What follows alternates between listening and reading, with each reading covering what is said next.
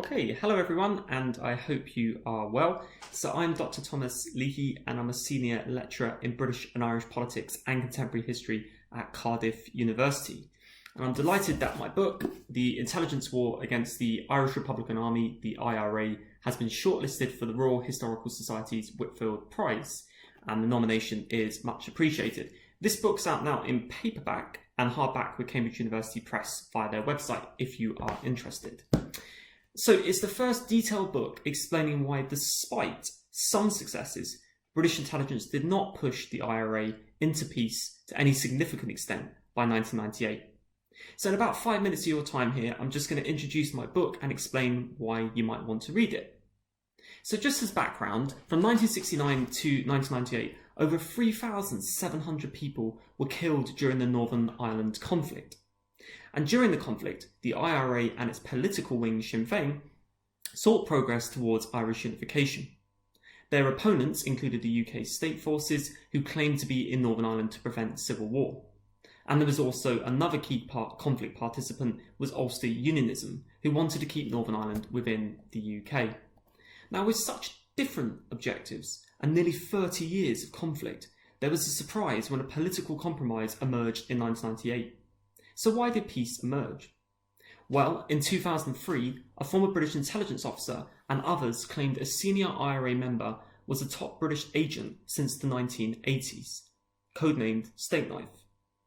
Now, while supposedly working for the IRA to help them remove alleged informers, it is now claimed Steak Knife actually was disrupting the IRA's campaign and helped push Republicans into peace. The Steak Knife accused, of course, denies all of these allegations. Now, the Steak Knife and other revelations of intelligence operations have influenced various authors to now conclude British intelligence helped pressurise the IRA into peace. Now, not all authors have agreed with this. So before and after the Steak Knife revelations, authors including Richard English, Catherine O'Donnell and others in their books have said that the conflict ended partly because of an armed stalemate between all sides. But these authors' studies were not designed to evaluate in detail whether British intelligence helped force the IRA into peace. And that's what my book does. So for 8 years, I conducted original interviews with conflict participants from all sides. And I cross-referenced those interviews with extensive British and Irish archival material alongside conflict events and memoirs from multiple perspectives. So this evidence suggested to me 4 reasons for why British intelligence did not force the IRA into peace. So first, the Belfast and Derry City IRA's small cell structure after 1975 enabled the IRA there to often work out who was informing via a process of elimination. The second reason is that most rural IRA units remain very tightly knit and were difficult to infiltrate. In particular, I suggest that the South Armagh IRA by the border were crucial to enabling the IRA to persist in its campaign, even allegedly in England during the 1990s. Thirdly, my book suggests that the IRA leadership was not significantly infiltrated either.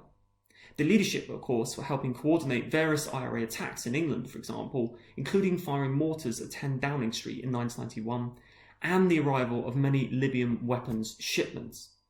And the fourth reason is some indiscriminate British security operations, whether intentionally or not, was actually sustaining a sizable minority of support for Sinn Féin and the IRA. So why read the book? Well, if you enjoy intelligence history, my book provides a dedicated study of British intelligence's war against the IRA across the entire conflict, and that includes alleged informers and SAS ambushes. My book also uniquely investigates the intelligence war's regional nature, and that includes against IRA urban units in Belfast and Derry City, rural units in South Armagh and County Tyrone, for example, and IRA operations in England. And lastly, as many authors have stated, Northern Ireland is studied worldwide now for conflict resolution. And my book actually supports Jonathan Powell's view, who was Tony Blair's chief negotiator in Northern Ireland. He says that dialogue, political mandates and a stalemate were vital to producing peace. And I think he's right on this. And I explain why intelligence was not a pivotal factor leading to peace. So anyway, many thanks for listening, and to the Royal Historical Society for sharing this video. Again, the book is available at Cambridge University Press website if you're interested in paperback or hardback. And yeah, wishing you and the other nominees the best. Take care.